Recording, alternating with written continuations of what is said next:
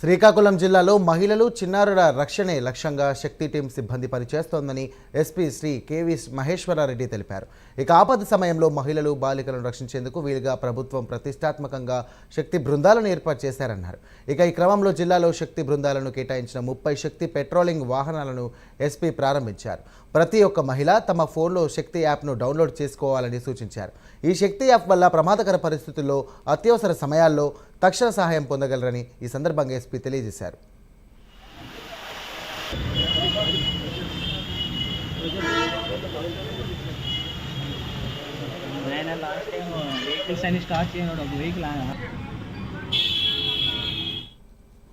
వీళ్ళ మెయిన్ ఏంటంటే మనకి శక్తి యాప్ ద్వారా ఏ కంప్లైంట్ అయితే వస్తుందో ఆ కంప్లైంట్కి సంబంధించి వితిన్ 10 మినిట్స్ లోపల ఆ ప్లేస్కి వెళ్ళడం జరుగుతుంది.